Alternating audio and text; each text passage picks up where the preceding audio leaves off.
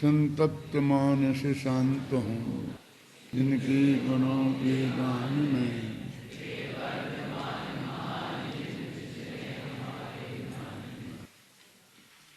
अपनी 4 गाथाएं हुई थीं 386 तक। अब उसके बाद की आत्मख्याति टीका अपन को पढ़नी है।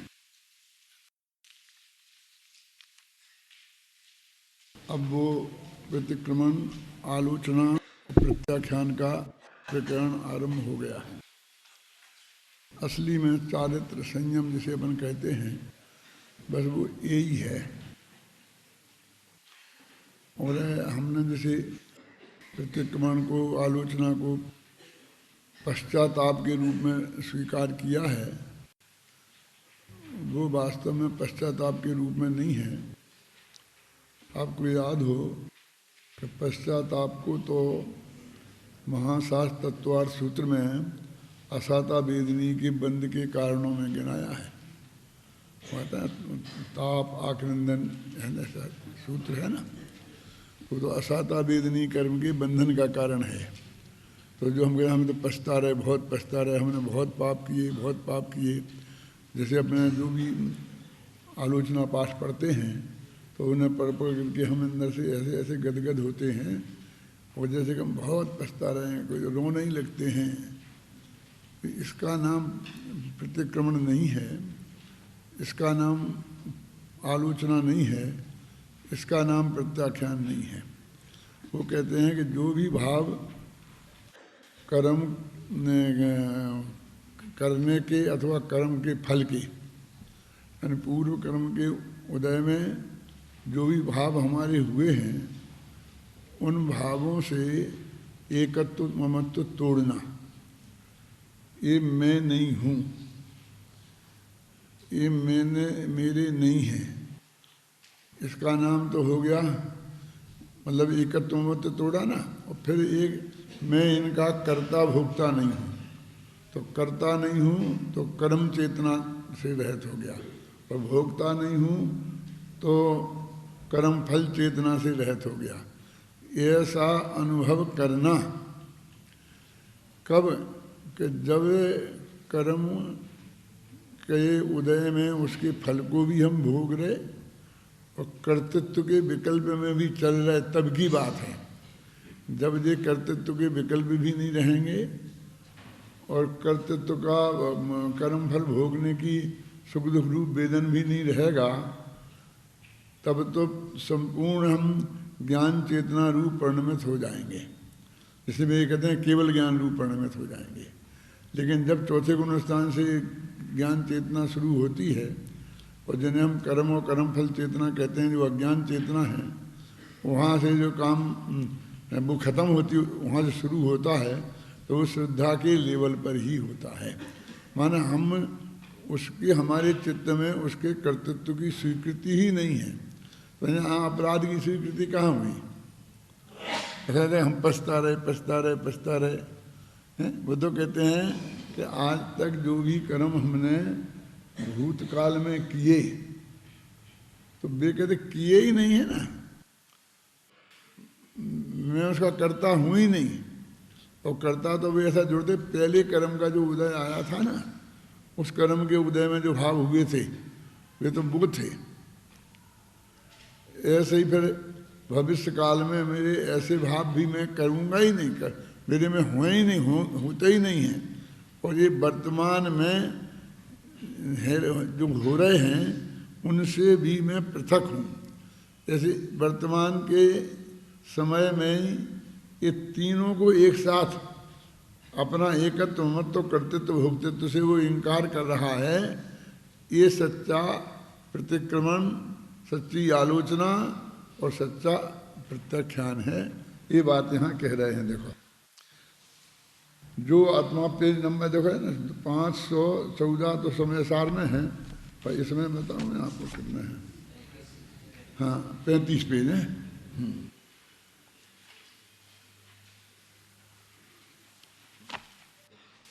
जो आत्मा उद्गल कर्म के विकास से, विपाक से हुए भावों को से स्वयं को छुड़ाता है, दूर रखता है, वह आत्मा उन भावों के कारणभूत पूर्व कर्मों का प्रतिक्रमण करता हुआ स्वयं ही प्रतिक्रमण है। वही आत्मा उन भावों के कार्यभूत उत्तर कर्मों का प्रत्याख्यान करता हुआ स्वयं ही प्रत्याख्यान है। और वही आत्मा वर्तमान कर्म विपाक को अपने से भिन्न अनुभव करता हुआ, है ना, इसका मतलब है तो वे हुआ आलोचना है। ये जो 4 गाथाएं पढ़ी थी, तो इन 3 गाथाओं में एक में प्रतिक्रमण, एक में प्रत्याख्यान और एक में आलोचना थी। और फिर चौथी गाथा में तीनों का एक साथ उपसंहार था कि मैं इन रूप नहीं हूँ। बस ये 4 गाथाओं में जो अलग बात कही थी, उन्होंने इस आत्मख्याति टीका में उनको एक वाक्य में ही बांध लिया, भले ही वो वाक्य 4 लाइन का है। ठीक है, जो आत्मा पुद्गल कर्म के विपाक से हुए भावों को स्वयं को छुड़ाता है, छुड़ाता है माने ये मेरे नहीं है, ये मैं नहीं हूँ, है ना, माने दूर रखता है। वह जब हैं तब तो दूर रखने की बात आई ना, श्रद्धा के लेवल पर। वह आत्मा उन भावों के कारणभूत पूर्व कर्मों का प्रतिक्रमण करता हुआ, वो कहते भाव का कारण कौन है? पूर्व कर्म का उदय, यानी जो भाव भी अभी पैदा हुए हैं, तो पहले कर्म का बांधे थे, उन कर्म का उदय हुआ, उसमें वे भाव हुए। तो जब मैं उन भावों से अपनत्व का इनकार करूँगा तो पूर्व कर्म में मैं नहीं हूँ, तो फिर मैंने किए थे वो बात खत्म हो गई ना। इसलिए कहते मैं वहाँ से लौट आया। प्रतिक्रमण माने मैं वहाँ से अपन उसके कर्तृत्व से लौट आया कि अभी तुमने छोड़े तो है नहीं कि छूट जाएंगे, कोई चिंता की बात नहीं है, छूट जाएंगे कि बस छोड़े हैं नहीं, छूट जाएंगे कर रहे हो। वो ये कहते हैं पहले श्रद्धा में तो छोड़े क्या, ये हम का एक जैसे अपन कहते हैं ना कि अपन से जीवन में बहुत अच्छे काम भी होते हैं, बुरे काम भी होते हैं। तो अपने नेचर में अभी ऐसा है कि बुरे काम मैंने किए, ऐसी स्वीकृति हमारे चित्त में नहीं होती है। वो तो कहीं वो तो हो गए भूल से, मैंने किए थोड़ी हैं। गलत कॉपी में परीक्षा की में वो तो गलत लिखा गया, मैंने थोड़ी उसका कर्ता नहीं बनता, और अच्छा है तो मैंने लिखा, ऐसा होता है ना। तो जब हम दोनों ही काम हमने एक से किए और उन दोनों कामों में एक को हम स्वीकृत करते हैं और एक को अस्वीकृत करते हैं, इससे एक बात सिद्ध हो गई कि हमारे पर्याय में हो रहे भी भाव फिर भी उन्हें अस्वीकार किया जा सकता है।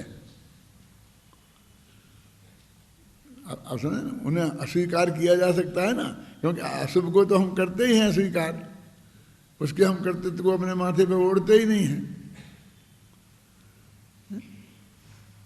जैसे कि मान लीजिए कि किसी का कोई इष्ट का वियोग हो गया, समझे ना, कोई इष्ट व्यक्ति जो उनका था, पुत्र था, गुरु था, शिष्य था, पिता था, उसका वियोग हो गया, मृत्यु हो गई।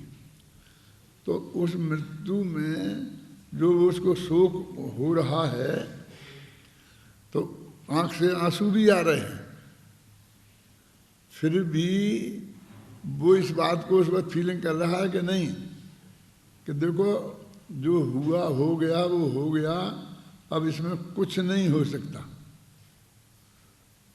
वो तो पूर्व कर्म के उदय का परिणाम था कि नहीं, तुम्हारे को एकदम गुस्सा आया और तूने एकदम जोर का एक झापड़ लगाया, तो वो एकदम गिर के बेहोश होके गिर गया।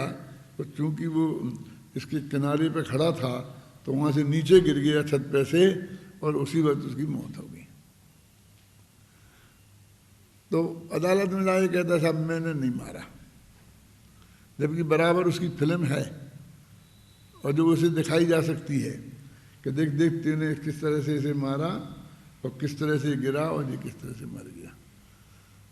लेकिन उसकी इस तथ्य को वो अदालत भी स्वीकार करती है कि इसने उसे मारा कि इसके हाथ से वो मर गया। सचमुच इसने उसे जो चांटा मारा था वो जान से मारने के लिए नहीं मारा था, ख्याल नहीं ना, पर थोड़ा इसको फीलिंग हो गई इसके लिए। और वो भी कहाँ मारा था, वो तो कहता उस वक्त मेरे को इतना गुस्सा आ गया कि बस मैं अपने को रोक ही नहीं सका। कि रोक क्या नहीं सका, रोकने का विकल्प आने का ही अवसर नहीं था। इतना फटाफट हुआ, ऐसा कहता कि नहीं कहता है? कि वो कब हो गया मुझे पता नहीं, और बस मैं तो जब देखा तो अपने को पछता ही रहा था। मैंने तो उस क्रोध के काल के बाद अपने को पछताता ही अनुभव किया, समझ गए ना। तो जैसे उस भूतकाल के हुए अपने अपराध को, पाप को वो अस्वीकृत करता है ना, तो फिर कहते इतनी सी बात है, ऐसी तुम शुभ को जो हो गया हो तो उसको भी तुम अस्वीकृत कर दे। तो ये यहाँ से ही धर्म की शुरुआत होती है। मैंने श्रद्धा के लेवल पर भूत भविष्य और वर्तमान के कर्मों की अस्वीकृति। जैसे कहते हैं मैं प्रत्याख्यान करता हूँ, और अपने मजाक भी उड़ाते हैं कि रोजाना प्रत्याख्यान करते जाते हैं, कहते जाते हैं कि गलती हो गई अब मैं नहीं करूँगा, आज तक जो हुआ सो हुआ, अब अक्ल से नहीं करूँगा, ऐसा बोलते जाते हैं और फिर वो करते जाते हैं। वो नहीं कि जल छान जीवानी कीनी और सो भूपुंडार जो दीनी, और फिर डालते जाते हैं। तो अपन कहते हैं कितना आर्टिफिशियल है, कितने नालायक हैं, एक झूठे हैं, इनको कुछ समझते नहीं हैं। लेकिन समझदारों में भी ऐसा होता है, क्योंकि वो जो जीवन में से जो अनादिकालीन अभ्यास है ना, वो इतना आसानी से निकल नहीं जाता। लेकिन वो बिल्कुल भी नहीं निकला ऐसा भी नहीं है, ऐसा समझे ना। जैसे कि आज तक जो हम मान्यता मानते थे, और फिर हमने ये किया कि ये गलत है, ये गलत है, ये गलत है, ये गलत है, इसको आभीक्षण ज्ञानोपयोग कहते हैं हम। जो तीर्थंकर प्रकृति के कारणों में गिना है ना, आभीक्षण ज्ञानोपयोग। और आभीक्षण संवेग भी है, संवेग को भी आभीक्षण विशेषण साथ में जोड़ना उसके, कि निरंतर पर के कर्तृत्व से वैराग्य का भाव और निरंतर ज्ञान में उपयोग को लगाना। तो मैंने उसको गहराई से अध्ययन किया, तो उसमें 16 कांड भावनाओं में हम जाके देखते हैं तो कई भावनाओं में लगातार ज्ञानोपयोग की ही बात है, आभीक्षण ज्ञानोपयोग की बात है, माने स्वाध्याय की ही बात है। यहाँ तक कि जैसे प्रवचन भक्ति, प्रवचन भक्ति क्या है? अरहत भक्ति और क्या है दूसरी, आचार्य भक्ति और उपाध्याय भक्ति और प्रवचन भक्ति, 4 भक्तियाँ हैं ना। तो वो देखो वहाँ पर सिद्ध भक्ति नहीं है। तीर्थंकर प्रकृति बंद के प्रकरण में सिद्ध भक्ति नहीं है, साधु भक्ति नहीं है। कौन कौन सी है? अरहंत भक्ति, आचार्य भक्ति, उपाध्याय भक्ति और प्रवचन भक्ति। वो नवोकार मतलब जब चत्तारी शरणम कहा था तब आचार्य उपाध्याय उनको छोड़ा था। अरहंते शरणम प्रपज्जामि, सिद्धे शरणम प्रपज्जामि और साहु शरणम प्रपज्जामि छोड़ा था ना। और केवली प्रणतो धम्मो शरणम प्रपज्जामि। और यहाँ पर बुद्धि पूर्वक क्या कहा? अरहंत भक्ति, आचार्य भक्ति, उपाध्याय भक्ति और तो सिद्ध भक्ति और साधु भक्ति छोड़ दी और प्रवचन भक्ति एक जोड़ दी। उसमें तो मैंने वहाँ समझाया है कि क्यों, क्या नवोकार मंत्र का जब प्रवचन करता हूँ तब बहुत विस्तार से बताता हूँ क्यों छोड़ दिया उनको। अब यहाँ क्या है, वो हमको अरहंत भी दिव्य ध्वनि से समझाते हैं, आचार्य भी हमें समझाते हैं, उपाध्याय भी हमें समझाते हैं और प्रवचन भी हमें समझाया था। तो तीनों स्वाध्याय रूप हुए। वो साधु जो अपने ध्यान में मगन हैं वे, और सिद्ध भगवान जो मोक्ष में चले गए, उनका हमारे स्वाध्याय से कोई सीधा संबंध नहीं है। इसका मतलब ये 4 भक्तियों में स्वाध्याय की बात ही कर रहे हैं। पर जय जयनाथ परम गुरु ऐसे बोलने का नाम भक्ति नहीं है। इनके प्रति जो हमारे चित्त में महिमा बंत है, इनसे जो हमको तत्व ज्ञान की प्राप्ति हुई है, उसके जो चिंतन की धारा, ऐसे इन 4 में ऐसे आवश्यक का परिहानी है ना, उन आवश्यकों को छोड़ना। तो मुनियों के भी 6 आवश्यक हैं और गृहस्थों के भी 6 आवश्यक हैं। तो इनमें किन के लेना? भाग्य से दोनों में स्वाध्याय है ना। देव पूजा गुरु पास्ती स्वाध्याय संयमन तपा, और उसमें समताधर बंधन करें नाना थी, उसमें भी स्वाध्याय है। तो स्वाध्याय वहाँ भी एक स्वाध्याय कोई पकड़ा, मेरा मतलब ये है। और क्या अब 2 में से किन को लेना? गृहस्थों के वाले को लेना कि अभी मुनि वालों को लेना? तो उसमें भी हम गहराई में जाएं तो हम निर्णय कर सकते हैं, क्योंकि तीर्थंकर प्रकृति का बंध है और आश्रव 4थे गुणस्थान से शुरू होता है, उसके पहले नहीं होता। और 8वें गुणस्थान के 6वें भाग तक होता है। और तीर्थंकर प्रकृति निरंतर बंधी प्रकृति है। निरंतर बंधी का मतलब समझते हो कि जब वो बंधना शुरू होती है तो बंधती रहती, निरंतर बनती रहती, निरंतर बनती रहती है। वो नरक में भी चला जाए तो वहाँ बनती रहती है। अभी नरक में भी 16 कारण भावनाएं आपको कहाँ दिखेंगी? हिसाब में मिलान करके देखेंगे तो वहाँ पर पूरी की पूरी नहीं आपको बैठेंगी नहीं। तो इसलिए उन्होंने माने वो श्रावक, उसकी जो 16 चीज़ें हैं वो ऐसी हैं कि जो वो श्रावकों में भी पाई जाती हैं और मुनियों में पाई जाती हैं। कुछ श्रावकों में पाई जाती हैं और कुछ मुनियों में पाई जाती हैं, और कुछ मुनियों में नहीं पाई जाती हैं।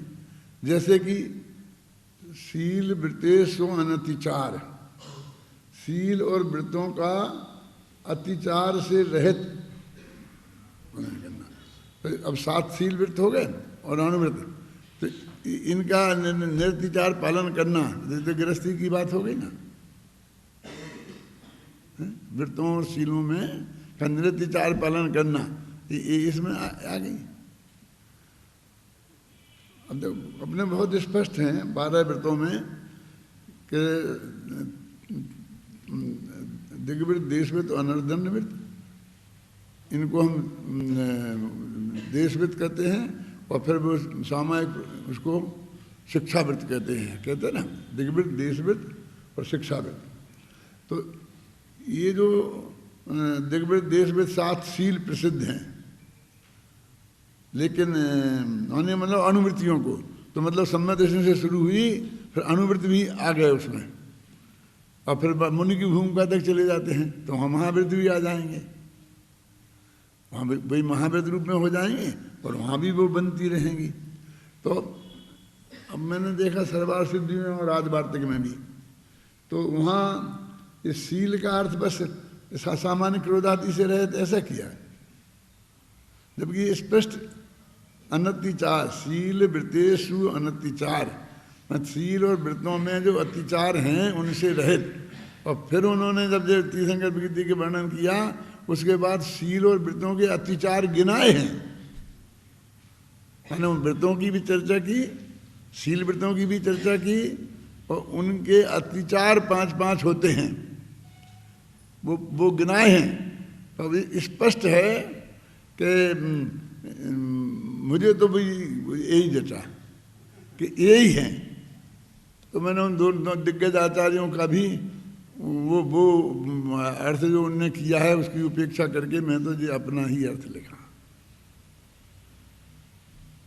क्या भाई हम गुणवृत्तों की उपेक्षा कैसे कर सकते हैं? अनुवृत्त, गुणवृत्त और शिक्षावृत्त 3 है ना। तो गुणवृत्त और शिक्षावृत्त को क्यों आप हटाना चाहते हैं? अकेला क्रोधादि से रहित वो तो कॉमन है ही, वो तो सब में। तो और यहाँ तो बंध का प्रकरण चल रहा है आखिरकार, प्रकरण तो बंध का चल रहा है ना। कैसे तीर्थंकर प्रकृति बंधती है, कि तीर्थंकर प्रकृति का आश्रय होता है, तो जितने लोगों को 16 कारण भावनाएं होंगी, जो भावनाएं भाएंगे, तो 16 की 16 जरूरी हैं कि देखो जरा विचार करके 16 की 16 हो सकती हैं कि नहीं हो सकती हैं। वास्तव में बात तो ऐसी है कि चौथे गुणस्थान से लेकर 8वें गुणस्थान के 6वें भाग तक जितने भी प्रकार के विशुद्ध परिणाम हो सकते थे, उन सब को उन्होंने उन कारणों में गिना दिया। क्या हो तो नहीं हो, क्योंकि निरंतर बंदी है ना, तो वो जब वहां से वहां तक पहुंचेगा और वो बनती रहेगी, तो वो कभी ये भाव होगा, कभी वो होगा, कभी ये होगा, कभी वो होगा। हैं? 16 की 16 भावनाएं निरंतर बनी रहेंगी, इसका क्या है?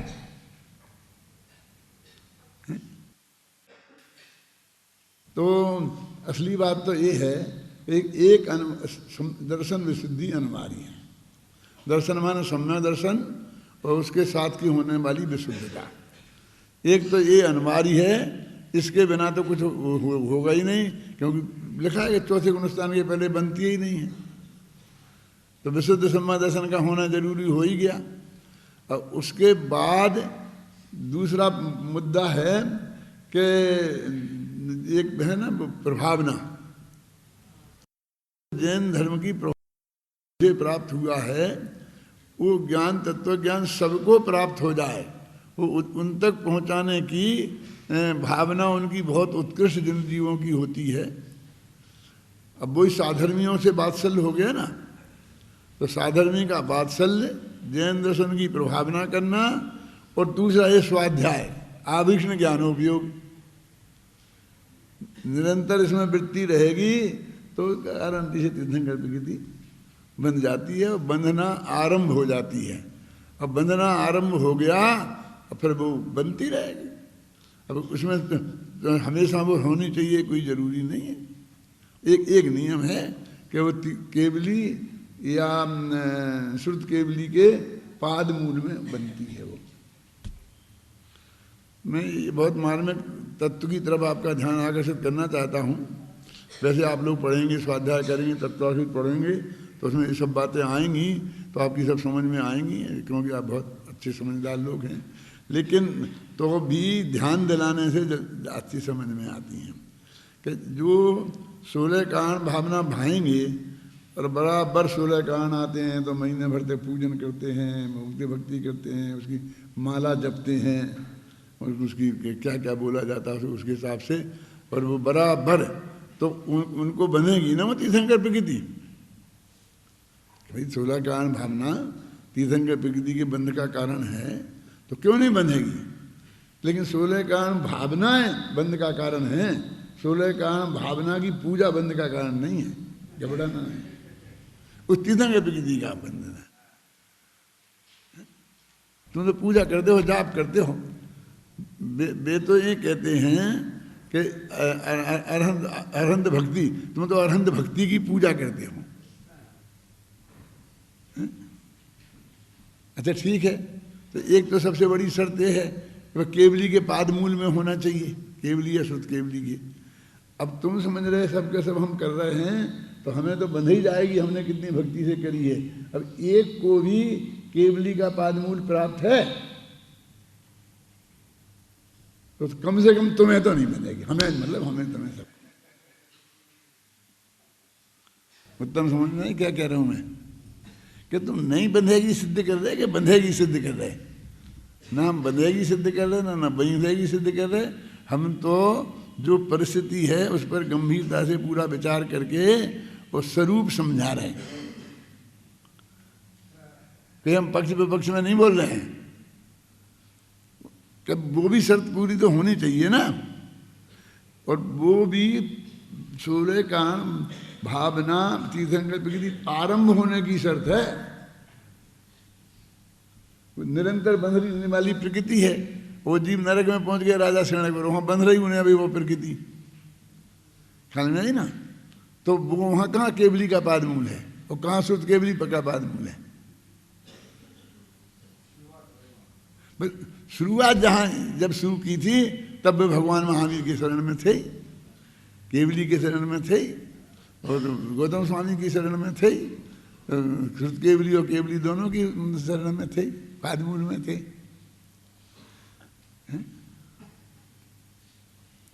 अब उसमें इतना और है, छायक संबंध संध्या उनको तो रास्ते में भी बनती रहती है। वो कौन सी बोलते हैं, वो क्या नाम, गत्यानुपूर्वी, उस काल में भी बनती रहती है। और यदि वो उसके और ज़्यादा नीचे जाए, तीसरे नरक तक जाता है ना, और वहाँ भी तीसरे बिगदी बांधता रहता है, तो वो उसमें फिर संबंधन से जा नहीं सकता पहला तीसरे नरक में, तो फिर वहाँ वो संबंधन छूट जाता है। वो 6 उपसम संबंधन, 6 उपसम संबंधन होगा, छायक नहीं होता है, तो उतना काल वो उसका वियोग हो जाता है बंधने का। और फिर जो वहाँ शुरू हुआ तो फिर बंधना शुरू हो जाती है।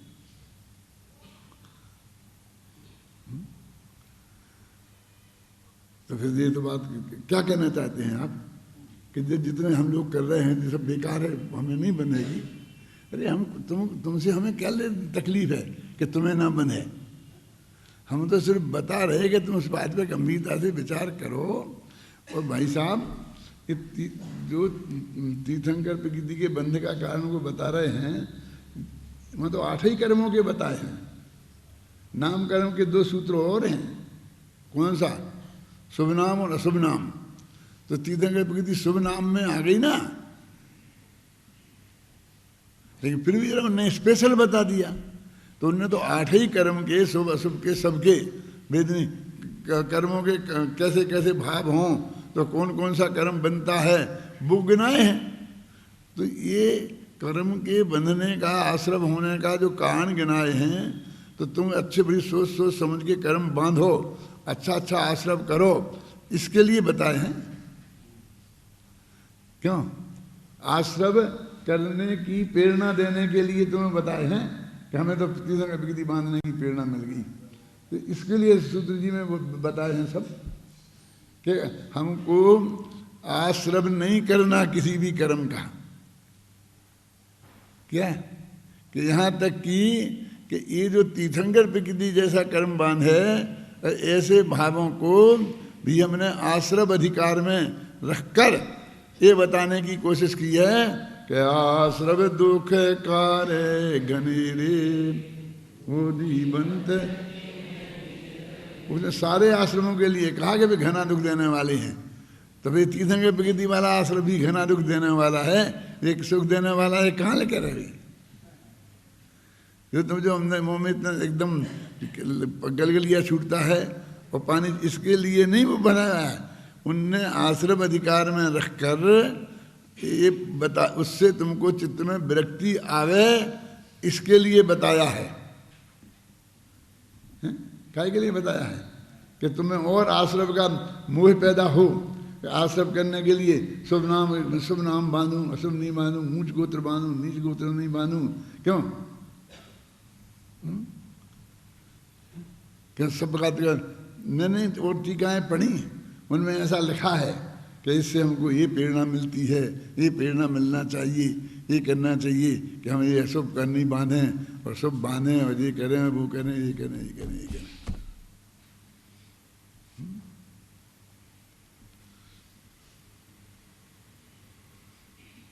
देखो कितनी मर्म की बातें हैं। वैसे उसमें गहराई से सोचें तो हैं कि ज्ञानावरणी कर्म के बंध का कारण कैसे बंधेगा। प्रदोष निन्नम है ना, दशनावरणी का कैसे होगा, वेदनी का कैसे, साता वेदनी का कैसे, असाता वेदनी का कैसे, सबका बताया कि नहीं बताया। मोहिनी कर्म का कैसे बनेगा, आयु कर्म का कौन का फलानी आयु से। तो जहाँ ये लिखा है कि भवारम परिग्रह नारक आयुषा, तो वो तो नरक आयु के बल से नहीं जाए नरक में, इसके लिए बहुत आरंभ परिग्रह मत रखो। और जहाँ अल्प आरंभ परिग्रह से मानुष से लिखा है, तो अल्प आरंभ परिग्रह रखो, उसका आश्रम करो। क्यों? ये प्रेरणा देने के लिए किया है।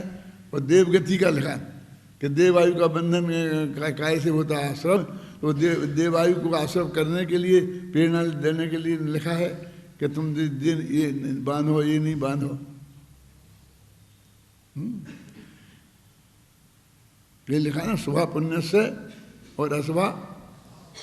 सही बात है कि शुभ भावों से पुण्य कर्म का आश्रम होगा और अशुभ भावों से पाप का होगा। ये तो सही है कि अशुभ भावों से पाप का आश्रम होता है। लेकिन शुभ भावों से पुण्य का आश्रय होता है, ये सही है क्या?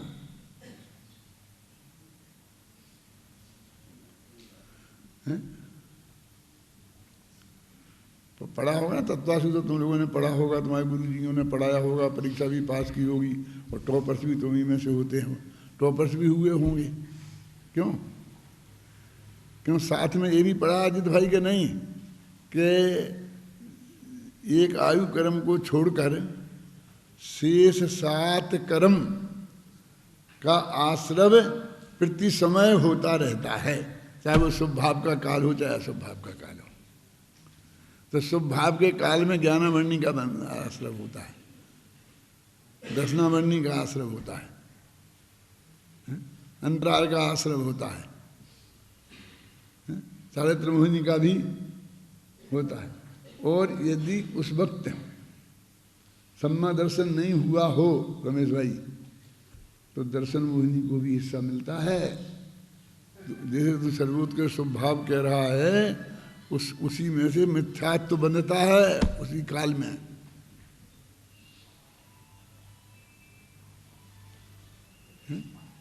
क्यों ये बताने की जरूरत है शांति जी के? नहीं तो वो तो उसके तो मुंह में पानी भर ही आता है। शुभा पुण्य से अशुभा पाप से, अपन तो शुभ भाव शुभ भाव शुभ भाव शुभ भाव। क्यों?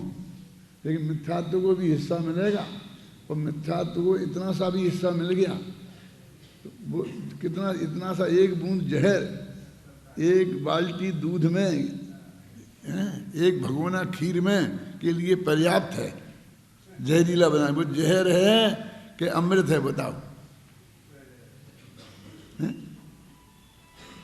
एक बूंद ऐसा कोई अमृत नहीं है कि एक बूंद डालने से वो पूरी खीर अमृत हो जाए, लेकिन ऐसे जहर हैं कि एक बूंद डालने से सारी खीर जहर हो जाए। और मिथ्यात्व से बड़ा और जहर क्या है बोलो? वो डलना।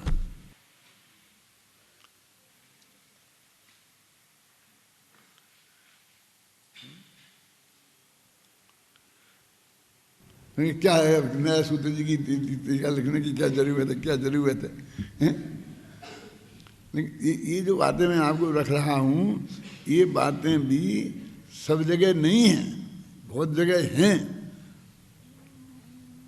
उसमें ऐसा नहीं है कि नहीं है, और हैं तो इतनी इनडायरेक्ट हैं जैसे उन्हें गिना दी और कह दी, लेकिन जब तक खोल खोल के नहीं बताएं तब तक इस जो स्थूल बुद्धि वाले लोग हैं ना पंचम काल के, वो उनकी नहीं पहुंचती है जहन तक। नहीं तो जो हम कहाँ से बता रहे, उसी में तो लिखी है ना कि तुम इतना गिना रहे, पूरा अध्याय लगा दिया तुमने, 6वां का 6वां अध्याय, एक एक कर्म ऐसा करने से जी बनेगा, ऐसा करने से जी बनेगा, ऐसा करने से जी बनेगा। और ये सब कह करके अंत में कह दिया कि चाहे तुम शुभ भाव करो चाहे अशुभ भाव करो, 7 कर्मों का बंध तो निरंतर होता ही रहेगा। क्यों? ये 7 कर्मों का बंध कैसा होता है? क्या होता है? इस 7 कर्म कहाँ से आ गए? देखो ऐसा है कि बंध 4 प्रकार का होता है। प्रदेश बंध, प्रकृति बंध, स्थिति बंध और अनुभाग। तो ये फला कर्म का बंध है, तो ये कौन से बंध में आएगा? क्योंकि जब हमारे जब हम प्रति समय जो हमारे वो भाव हो रहा है ना, जो भी मिथ्यात्व है तो मिथ्यात्व सहित भाव हो रहे हैं, जो और मिथ्यात्व नहीं है तो मिथ्यात्व रहित भाव हो रहे हैं, तो उस वक्त जो एक ग्रुप पूरा, जैसे शास्त्रीय भाषा में समय प्रबद्ध बोलते हैं, क्या बोलते हैं? एक समय प्रबद्ध प्रमाण कर्म के परमाणु आत्मा के साथ आकर के बनते हैं। तो वो परमाणु तो इकट्ठे ही बनते हैं, उसमें तो जिज्ञानावर्णी के दशनावर्णी के अभी ऐसा बंटवारा हुआ नहीं है। हालांकि इसमें ऐसी वर्गणाएँ तो रहती ही हैं, निश्चित रहती हैं, लेकिन पूरी एक लौट का लौट आया। तो प्रदेश बंध में तो ऐसा भेद पड़ा नहीं, और जब प्रकृति बंध हुआ तो उसमें भेद पड़ा कि ज्ञानावर्णी को मिली, ये दशनावर्णी को मिला। उसमें जो हिस्सा आयु कर्म को छोड़कर 7 कर्मों का मिलता है ना सबको, फिर जब आयु कर्म बनना शुरू हो जाएगा तो उसे भी मिलने लगेगा, है ना। तो वो है हिस्सा तो प्रकृति बंध में हुआ, वो तीन बंध की बात नहीं, अगली प्रकृति बंध में इस कर्म से तो इस एक कर्म की प्रकृति को मतलब हिस्सा मिल जाएगा। माने मिलना तो सबको ही है हिस्सा, लेकिन उसमें उसे जरा ज़्यादा हिस्सा मिल जाएगा। मतलब ये तो कहा ना, कुछ भी हो भाव तुम्हारे कैसे ही हो, शुभ अशुभ, और चाहे वो ज्ञाना बनी कर्म बांधने के भाव हों, लेकिन वो हिस्सा तो सबको ही मिलना है उनमें, लेकिन उसको जरा ज़्यादा मिल जाएगा, इतना ही तो है क्यों। अब ये कहते हैं कि जो ये कह रहे हैं कि जब बुद्ध सब सातों ही में बट गया, तो कहते हैं काय में बंध, तो अनुभाग नाम का जो बंध है उसका जो आश्रय, तो अनुभाग बंध में फर्क पड़ेगा उसका, कि तुम्हारे यदि साता वेदनी वाले हैं तो वो साता वेदनी वाले कर्म में ज़्यादा अनुभाग पड़ जाएगा, हैं। यदि ज्ञान के संबंध में तुमने विघ्न पैदा किया है तो तुमको ज्ञानावरणी के संबंध में ज़्यादा अनुभाग पड़ जाएगा। अनुभाग में रस शक्ति, ये फर्क है उसमें। तो मेरे कहने का मतलब ऐसे बंटवारे से ऐसे बता करके हमको क्या करना चाहते, हम क्या करें, जब हम कुछ कर ही नहीं सकते हैं, तो हमें काय के लिए ये सब चीज़ बता रहे हो, हम काय के लिए इसकी डिटेल में जाएं क्या। तो तुम क्या समझते, इसलिए बता रहे थे कि तुम सोच सोच के इतने बांधो, इसको इतने डालो, इसको इतने डालो, इसके लिए तुम्हें बता रहे हैं। अरे भाई, जैसे अपन नरकों में दुख बताते हैं ना, तो यहाँ पर इसने परस्त्री सेवन किया था तो वहाँ पर धधकती हुई लोहे की एकदम गर्म पुतली उसे चिपका के बता रहे हैं। ऐसा कुछ है तो नहीं कि जैसे यहाँ पर किसी ने परस्त्री सेवन किया था तो वहाँ पर ऐसी वो पुतली चिपकाई जाती हो, और यहाँ पर जिसने दूसरे को मारा था, पीला था, तो उसे पीला जाता हो। ऐसे बताते ना, नीचे नीचे और ऊपर, नीचे ऊपर चित्र बनाकर। क्यों कि इस टाइप के पाप हमारे जीवन में होते हैं, तो उस टाइप के पाप का फल तुमको ऐसा मिलेगा। तो उन पापों से तुम्हारी विरक्ति थोड़ी हो, बस इसके लिए हैं वो, वहाँ तारतम्य कुछ नहीं है। कहीं सा सर्वक भगवान ने इसीलिए कहा है कि तुम वैसे दुष्कर्म छोड़ो। तो ऐसे भाई तुम महसूस करते हो कि मेरी बहुत कम ज्ञान है, सूक्ष्म ज्ञान मुझे बहुत कम है, मैंने इतना स्वाध्याय किया, मेरी समझ में नहीं आता। तो कहते तुमने किसी को ज्ञान में विघन डाला होगा, क्यों, इसलिए तुम्हें ऐसा हुआ है। तो कम से कम ये ज्ञान का विघन डालना बंद करो। क्यों, तब ये क्या होता होगा कि बबलू, कि जैसे कि मेडिकल कॉलेज को खुलवाया था और उसको हमने बंद करवा दिया, तो हमें मेडिकल क्या बंद होगा। मैंने मेडिकल की बातें हमारी समझ में नहीं आए, ऐसे क्या ना बंद करूँगा क्या मेडिकल कर्माभरण। अरे वो ज्ञान कहाँ है, वो तो अज्ञान है, वो तो हिंसक, मतलब ऐसे जो काम आप समझ गए ना। अरे वहाँ तो स्पष्ट ही सीधा सच्चा है कि उसमें लिखा ना, पाठशाला चलती हो तो बंद करा देना। ये कहाँ लगा मेडिकल कॉलेज बंद कराना कि नहीं कराना, कि खोलना। तो खोलोगे क्यों, तुम पाठशाला ज्ञान का प्रचार करोगे तो ज्ञानावरणी के तुमको ऐसा ज्ञान प्रकट होगा कि जिन तत्व ज्ञान तुम्हें अच्छी तरह समझ में आएगा वो तुम्हारा आत्मकल्याण का प्रसंग बनेगा। क्यों, यही उदाहरण दीजिए ना। अब वो शिक्षा के क्षेत्र तो ऐसे भी है ना जो महाहिंसक हैं, अणुबम बनाना, एटम बम बनाना, ज्ञान का सारा अधर लगाना, उनका भी तो ज्ञानावरणी करूँगा 600 हो गई ना। तो जिनने खूब दूसरों को पढ़ाया और जिसने विघन पैदा कर दिया होगा कि तुम अणुबम नहीं बनाओ, ये अब नहीं बनाने दे रहे ना ईरान को, तो अमेरिका को हो जाएगा वो ज्ञानावरणी कर्म का बंद, कभी अणुबम नहीं बना सकेंगे। मेरे कहने का मतलब ये है कि जो भी बातें आप पढ़ रहे हैं तो अपनी बुद्धि गिरवी थोड़ी रखी है, अपन को भी तो कुछ सोचना चाहिए कि ये कैसे संभव है, प्रैक्टिकल क्या संभव है, क्या करना चाहिए, क्या क्या क्या कहना चाहते हैं। अंत तो करता हम वहीं पहुँचेंगे कहाँ कि भाई ये ऐसी ऐसी दुष्प्रवृत्ति जो हमारी हैं कि हम ज्ञान में विघन डालते, दर्शन में विघन डालते, दूसरों को तकलीफ पहुंचाते हैं ये भाव हमारे जीवन में जितने बचें तो अच्छी बात है, बचें तो अच्छी बात है, ये भाव होएं तो अच्छी बात है, नहीं है क्या? फिर वो तो कोई एक कर्म बांधना दूसरा कर्म बांधने में बात हो गई ना। तो कर्म बांधना तो हम तो बुरे कर्म नहीं बांधना, अच्छे बांधना है। तो दिक्कत तो ये है कि जब कर्म बनते हैं तो रास्ता सातों का खुलता है, वो घातिया कर्मों का भी खुलता है और मिथ्यात्व का खुला पड़ा है जब तक सम्यक दर्शन नहीं हुआ है। तो यदि कुछ इसमें कुछ करना है, धर्म के हिसाब से कुछ होना है, तो सबसे पहले मिथ्यात्व का अभाव करने का प्रयत्न हमें करना चाहिए हैं। अब वो हमने कोई उसके बारे में सोचता ही तक नहीं है, कितने उपवास करना है, कितने व्रत करना है, कितने अर्घ चढ़ाना है, कितना क्या करना है, तुम जो बताओ वो सब अपन कर सकते एक से एक बढ़िया।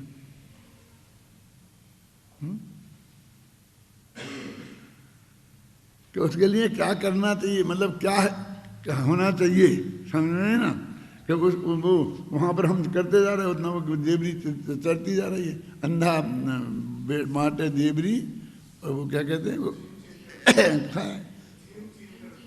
नहीं दूसरा है अंधा जो लस्सी को बढ़ता है, ऐसा बढ़ाता जाता है, पीछे से गाय उसको चबा चबा के खाती जाती है। मुझे पता ही नहीं है कि कितनी बढ़ी गई कितनी चली गई, क्योंकि कहाँ क्या हो रहा है, कैसी प्रक्रिया मतलब कहाँ हो रही है, कैसे करना चाहिए। जब तक नहीं हो तो वो हमारे शत्रु को वो मिल रहा है खुराक, उससे हमारे पेट में कीड़े हों, हम कितनी बढ़िया बढ़िया माल मसाले खाएं तो वो सब कीड़े को खुराक मिलती है और वे कीड़े मस्त होते जाते हैं। हमारे शत्रु पेट में पल रहे हैं ना, वे मस्त होते जाते हैं। पहले भी कीड़े खत्म हों तो फिर जो खुराक होगी वो हमें फायदा पहुंचाएगी। तो ये मिथ्यात्व नाम का महा कीड़ा पेट में पड़ा है और तुम जितना करते हो सब वो खा जाता है, उसका बंद होता है।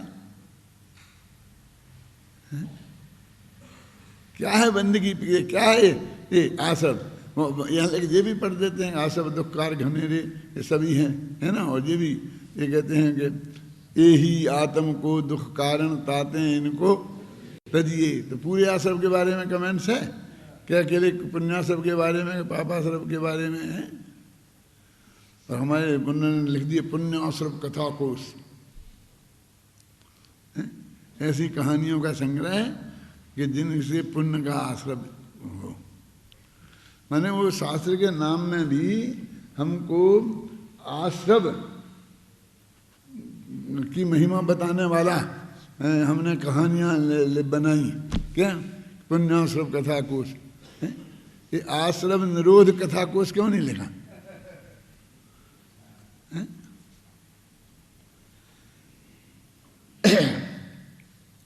यहाँ ये कह रहे हैं कि प्रतिक्रमण, प्रत्याख्यान और आलोचना। तो भूतकाल का प्रतिक्रमण, भविष्य का प्रत्याख्यान और वर्तमान की आलोचना, तो हमने तीनों काल में बांट दी। एक ही काल में, एक ही समय में, एक ही क्रिया से तीन चीजें हो रही। इनके अलग अलग काल नहीं है कि उसी में हमारे भूतकाल का जो हुआ था गलतियां जीवन में, उसके कर्तृत्व की अस्वीकृति, उसके भोक्तृत्व की अस्वीकृति, ये है कर्म और कर्म फल चेतना से निवृत्ति। समझे ना? इनके एकत्व मत कर्तृत्व भोक्तृत्व की अस्वीकृति। और वर्तमान में जो हो रहे अभी, उनसे भी हो तो रहे ही हैं, हो तो गए ही, उन्हें रुकना तो संभव नहीं है। तो उससे भी कर्तृत्व भोक्तृत्व की अस्वीकृति। और भविष्य में नहीं होने की, जो मैंने कहा ना कि यहाँ कहाँ से शुरू की थी बात, कभी भविष्य में हम ऐसा करते जाते हैं और कहते जाते हैं, तो ऐसा तो होगा ना। चौथे गुणस्थान से लेकर के और 13वें गुणस्थान तक पहुँचेंगे हम, तो नहीं तो इतना गुणस्थान कैसे बन जाते। यदि वो एक झटके के साथ सब छूट जाता तो सीधा सम्यक ज्ञान माने होते ही सब केवल ज्ञान हो जाता। तो इतना गुणस्थान बीच में क्यों बनते? वो तो वो ही है ना, लेकिन कुछ बिल्कुल जीरो ही नहीं छूटे तो नहीं चलेगा काम। जैसे कि आपने एक मकान खरीदा 1 करोड़ रुपए में, तो सौदा पक्का करने के लिए 1 लाख रुपया तो आपको अभी देने ही पड़ेंगे। ऐसा नहीं कि बिल्कुल जीरो दिए बिना और हम खरीद लिया, नहीं, वो गवर्नमेंट भी नहीं मानेगी, अदालत भी नहीं मानेगी। जैसे बोलते हैं ना पेशगी, क्या जो भी आप नाम देते हो, हैं, करना पड़ता है कि नहीं करना पड़ता। और बाकी हम धीरे धीरे चुका देंगे, फिर ऐसे बनाते हैं कि ये बनेगा, अभी कुछ नहीं है, वो ज़मीन भी नहीं है। ज़मीन से भी उसने ज़मीन वाले से एग्रीमेंट किया है कि ये ज़मीन हमको देगा, हम इसके हिसाब से तेरे को धीरे धीरे पैसा देंगे। जब पूरा हमारा मकान बना के बिक जाएंगे तब तक पूरा पैसा देते रहेंगे। वो भी उसके बाप की नहीं है। फिर उसने नक्शा मक्शा बनू करके और उसने कल्पना लोक का एक फ्लैट बेच दिया और उसको कहता है कि ज्यों ज्यों बनेगा त्यों तुम हमें पैसा देते जाना, तो हम इकट्ठे नहीं लेते तुमसे, तुम जितने देते जाओगे उतना हम बनाते जाएंगे, तो जितना हम देंगे पैसा उतना बनाओगे, तुम्हारा 8वें माले पे है।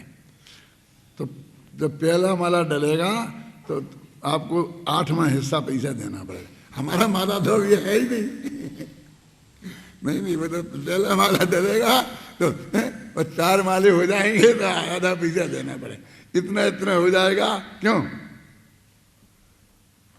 जैसा वहाँ होता है ना ऐसा यहाँ है। मैंने श्रद्धा के लेवल पर मिथ्यात्व के अभाव पूर्वक उतना तो होना चाहिए, बिल्कुल जीरो नहीं हो, माने प्रवृत्ति हटे ही नहीं। क्या हमारे पुराने कर्मों का प्रतिक्रमण, वर्तमान की आलोचना, भविष्य का प्रत्याख्यान हुए ही नहीं तो काम नहीं चलेगा। वो स्टार्टिंग पॉइंट पे होना चाहिए और बाकी धीरे धीरे हो जाएगा। तो वो स्टार्टिंग पॉइंट की बात यहाँ कर रहे हैं। पढ़ो, अपन कौन सी गाथाएं पढ़ रहे थे? 4 गाथाएं पढ़ो, 83, 84, 85, 86।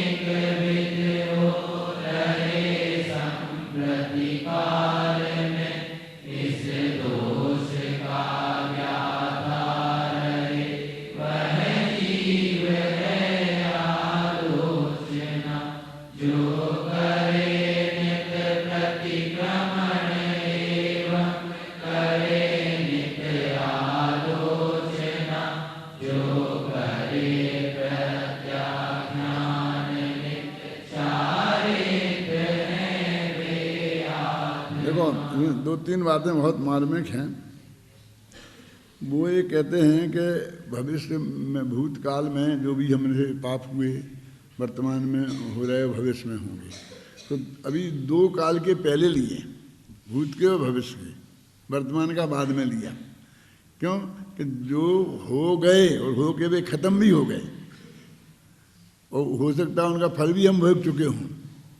हम तो पूरे भूतकाल की आलोचना कर रहे हैं ना, जो ऐसा हुआ था हमारे उसमें, मैं उसका करता धरता। और भविष्य में नहीं हूँ, तो अब भविष्य में नहीं हो तो अभी भविष्य तो आया नहीं, तो वे अभी हुए ही नहीं। उनका तो बिल्कुल, इनका तो कभी अस्तित्व था, उनका तो अभी अस्तित्व आया ही नहीं। उन दोनों की वर्तमान में उसने किया क्या कि जो है ही नहीं उसे त्यागा, और जो अभी पैदा ही नहीं हुआ उसका त्याग कर दिया। भविष्य में नहीं हो, कैसे त्याग का कैसा स्वरूप है? मैं भविष्य में ऐसा नहीं करूँगा। क्या देखो कि अभी आप ध्यान नहीं जाता है, कभी मैंने ब्रह्मचर्य व्रत लिया। क्या होता है ब्रह्मचर्य व्रत? नहीं ब्रह्मचर्य विधि नहीं जानता, बच्चा बच्चा जानता है, अब कैसे पंडित हो?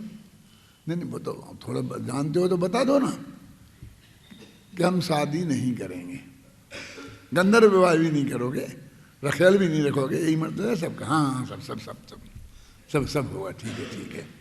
तो तुम शादी नहीं करोगे, रखेल नहीं रखोगे, तो ये क्या क्या छोड़ा तुमने? तो भाई शादी हुई नहीं है, अभी की नहीं है, तो छोड़ा क्या है? कि भविष्य में नहीं करेंगे, इसका नाम है ब्रह्मचर्य व्रत लेना। लिया क्या ये तो बताओ मुझे। वर्तमान में तुम्हारे हाथ में क्या आया? वो संकल्प ही तो है जो तुम्हारी नैगम एकादशा है कल्पना लोक का, कि तुमने संकल्प आज किया है, कल वो पूरा होगा कि नहीं होगा उसकी नैगम नय में उसकी नियम नहीं होता, होगा चाहे नहीं होगा, वो प्रस्थ बनेगा चाहे नहीं बनेगा। हम तो प्रस्थ का विकल्प से जा रहे हैं तो कह दिया प्रस्थ ला रहे हैं, बस खत्म। उसकी जांच परख नहीं की जा सकती है, हैं? और देखो होता है ना, कितने कितने व्रत से हम लेते हैं, हम एक दिन में चक्रवर्तित्व तो छोड़ देते हैं, खाने को है नहीं कल का व्यवस्था, इसलिए तो छोड़ते हैं कि छोड़ देंगे तो समाज व्यवस्था कर देगी, नहीं तो क्या करेंगे, हैं? तो जो नहीं है उसको छोड़ते हैं, उससे हमको सारी पता, वो बड़े बड़े पद आ जाते हैं। भविष्य में नहीं करेंगे, यही तो अर्थ है ना। बोलो, हमने अनुव्रत लिया, परिग्रह परमाणु अनुव्रत, हमारे पास 50,000 रुपया है, हमने कहा हम 25 लाख से ज़्यादा नहीं रखेंगे, तो क्या छोड़ा कि 25 लाख से ज़्यादा कमाई होने लगेगी तो हम तब नहीं करेंगे। मैंने छोड़ने को कुछ है, कल्पना लोक की बात है। अब खूब हम सोच लेते हैं कि कहीं ये आना जाए, ऐसा मौका न जाए, आने लग जाए तो क्या करें, कोई हमें अरबपति गोद ले लेगा तो क्या करेंगे, भाई हम नहीं लेते। अरे क्या, अभी कल्पना लोग के उतना रख लेते हैं, और उतना भी परिग्रह प्रमाण रखना में पसीना छूटता है, नहीं छूटता है तो अभी ले लो सब जने। संभावना नहीं है बिल्कुल, क्या समझ गए ना? मैंने कैसे विचित्र स्थिति है, सारा भाव का खेल है ना, भाई संयोग के होने का कहाँ सवाल है इसमें। तो एक उन्हें भूतकाल न जो है नहीं उसको त्यागा, जो हो के नष्ट हो गया, और जो भविष्य में नहीं करेंगे ऐसा, और वर्तमान में जो एक समय में हो रहा है उसके हम ज्ञाता दृष्टा है।